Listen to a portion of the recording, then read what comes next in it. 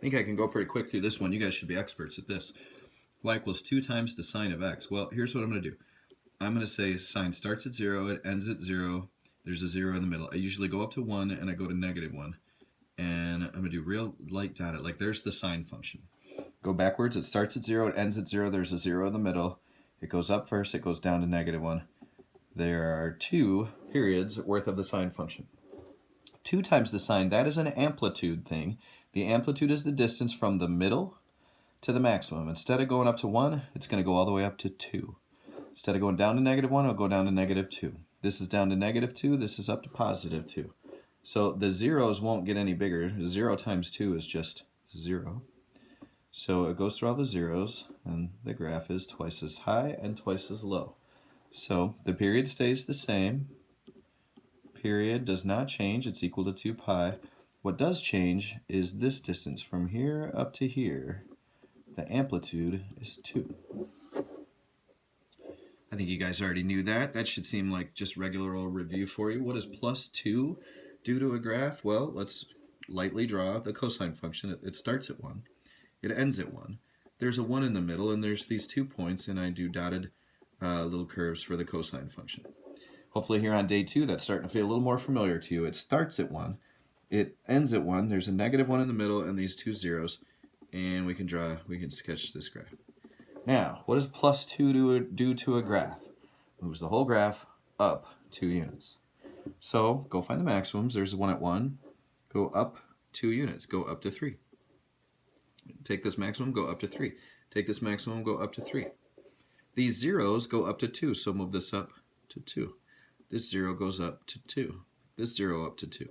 This 0 goes up to 2.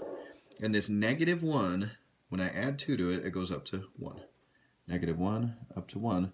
And there's enough points for you to graph the same graph that's just been translated 2 units higher. Graph go that way. Same period, 2 pi. Same amplitude, 1. But it's just been translated up 2 units. Okay, we've got negative tangent of x plus 1. Negative tangent means it's going to flip, right? We're going to do a vertical flip. Then, after that, we're going to go up 1. So you do these transformations in the order of operations. So I didn't do anything to x there. I did a negative after I did the tangent. So the first thing I'm going to do is take the normal tangent function and flip it over the x-axis. Then I'm going to move it up 1. None of that goes left or right. So tangent, as you guys remember, is opposite over adjacent. It's the sine of x over the cosine of x.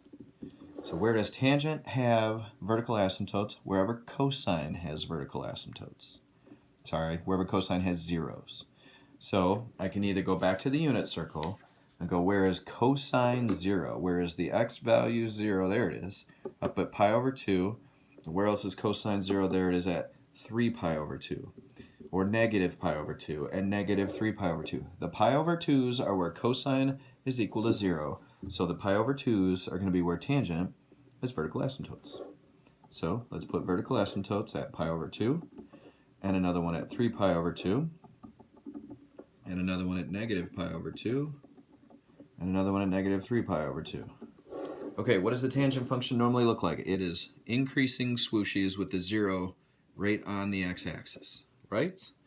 Well, what's the negative going to do? It's going to make it a decreasing swooshy. So it'll look like the cotangent function, but it'll have different asymptotes. Decreasing swooshy, decreasing swooshy. And what does plus 1 do?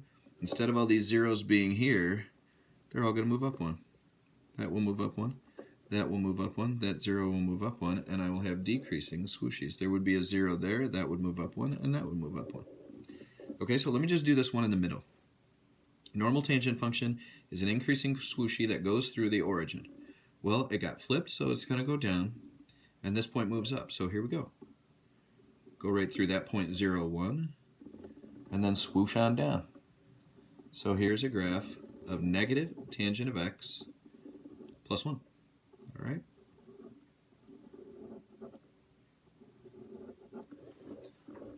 I should point out that the period is still pi. That period is equal to pi because it's a tangent function. If we wanted to talk domain and range, we could, but I don't think anybody really feels like talking about that today, do you? Nope. Okay, good. Let's go to the next page.